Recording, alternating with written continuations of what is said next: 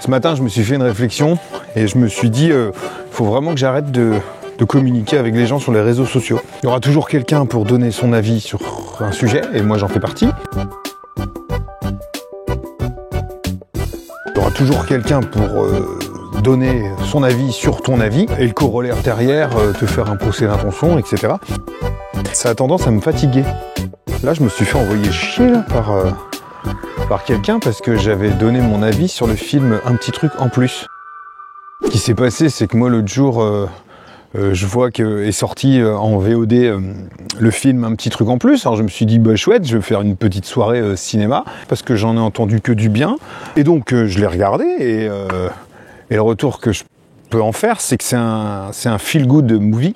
C'est un film positif, il y a des moments sympas, il y a des moments marrants, mais je dirais que c'est un film qui est quand même assez simple, avec un scénario qui tient à deux bouts de ficelle en fait, donc ça vole pas hyper haut. Finalement, je trouve que ça vaut pas l'engouement, sauf si l'engouement se situe ailleurs qu'au niveau du scénario, mais peut-être de ce que ça peut induire en lien avec la question de l'inclusion et puis de la cause des personnes en situation de handicap. Ok, là je suis d'accord. Mais si on prend le film en lui-même, non, le film, on peut pas dire que ce soit un chef-d'œuvre. Le pitch, c'est quoi?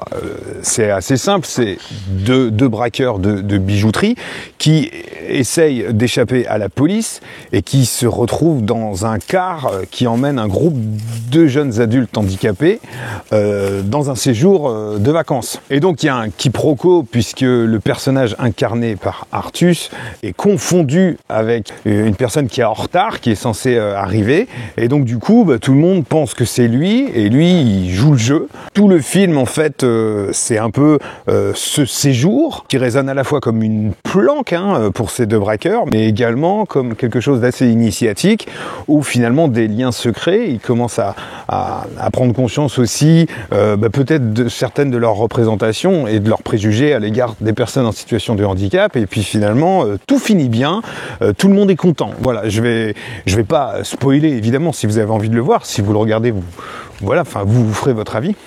Mais en gros, ça tient à ça. Un scénario qui est assez classique, je trouve, dans le champ des comédies sympathiques. Les comédies sympathiques où c'est en VOD, tu le loues, ça te fait plaisir, tu le regardes quand il passe à la télé, ça fait plaisir. Voilà. C'est vrai que c'est un film sympa, qui est positif, comme je vous l'ai dit, mais voilà, j'ai l'impression qu'on est un peu, surtout... on a le cerveau un peu embrumé par le fait qu'on soit face à des personnes en situation de handicap, et donc automatiquement ça vient un peu peut-être surestimer en fait la performance. Toujours est-il que je vois en fait une com sur le film sur réseaux sociaux, je mets un petit commentaire comme quoi non c'était simple, etc. Et procès d'intention comme quoi intolérant vis-à-vis des gens en situation de handicap. Non, c'est quand même assez validiste que de considérer qu'on puisse pas justement poser une critique objective, tout simplement parce que ce sont des personnes en situation de handicap. Donc à partir de là, on devrait être beaucoup plus tolérant. Non. Est-ce que tu juges une performance d'acteur ou de la performance de l'acteur en fonction des limites que tu présages qu'il a? À partir de là, en fait, il n'y a même pas à chercher à les battre, c'est que tu sais pas quoi dire. Tu sais pas quoi répondre, tant il n'y a pas de rapport en fait. On est dans un truc où si tu dis que t'aimes pas Brokeback Mountain, c'est que t'es homophobe, et que si tu aimes Massacre à la tronçonneuse, c'est que probablement t'as des tendances cannibales. Comme pour les intérêts spécifiques, par exemple, je vous ai fait une vidéo là-dessus. Tu peux avoir un intérêt spécifique pour, j'en sais rien, pour Staline, c'est pas pour autant que t'épouses l'idéologie du gars, en fait. Si on regarde le film en tant que tel, on le prend en tant que produit fini, et pas en se disant, il y a ci, il y a ça, il y a ça, parce que dans ces cas-là, tu rajoutes une touche un peu larmoyante et un peu indécente dans l'histoire, et puis ça te donne des trucs comme dans les télécrochets, où finalement, on aura l'impression que ce jeune chanteur de The Voice Kid chante beaucoup mieux, tout simplement parce qu'on apprend que c'était un enfant placé qui a été obèse et harcelé à l'école. Ou alors on se met d'accord sur le fait qu'on n'appose pas un regard sur un film en tant que produit fini, mais plutôt tout l'environnement qu'il y a autour et qui ont permis de le réaliser. Et là, c'est un peu différent. puisqu'on est obligé de reconnaître, je pense, que oui, c'est une vraie performance d'être parvenu, en tout cas à réaliser un long métrage auprès de personnes en situation de handicap, puisque comme je connais quand même plutôt bien le domaine pour y avoir travaillé quand même de nombreuses années, je sais ce que c'est de réaliser des petits films, des petits courts-métrages et des petites vidéos avec ce genre de public, et à quel point il faut refaire plusieurs fois les prises, à quel point c'est pas simple, à quel point il faut aussi faire avec les aléas des uns des autres, etc.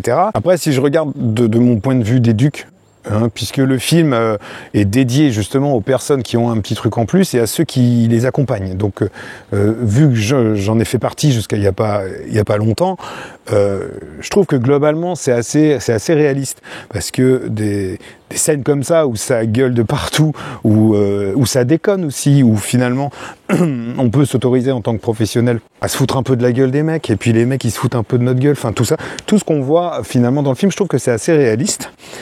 Parce que c'est vrai que c'est fait partie du quotidien. Mais par contre, le quotidien, c'est pas la grosse fête pendant 1h30, hein. Pas du tout. Il y a des moments qui vont être super drôles, évidemment, et puis tu as des moments beaucoup plus compliqués. Parce qu'on travaille auprès de personnes qui sont en permanence attaquées, en fait. Attaquées par toutes les incompréhensions du monde, hein. La dimension, j'ai envie de dire, affective, hein, le lien qui se crée, la dimension aussi bonne ambiance, bonne humeur, tout ça, c'est plutôt bien d'avoir su le mettre en image.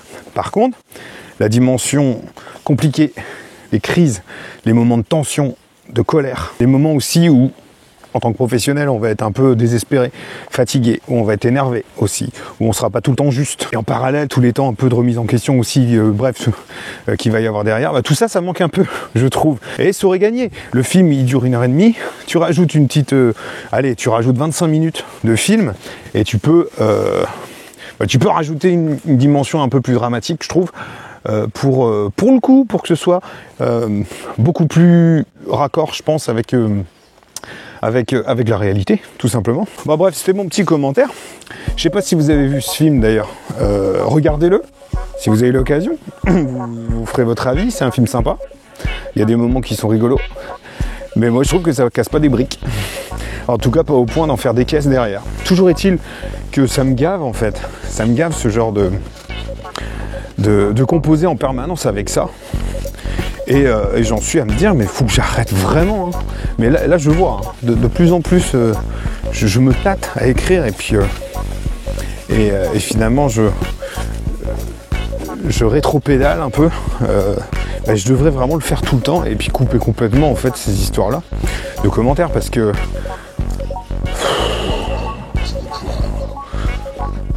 j'ai l'impression que j'ai fait le tour.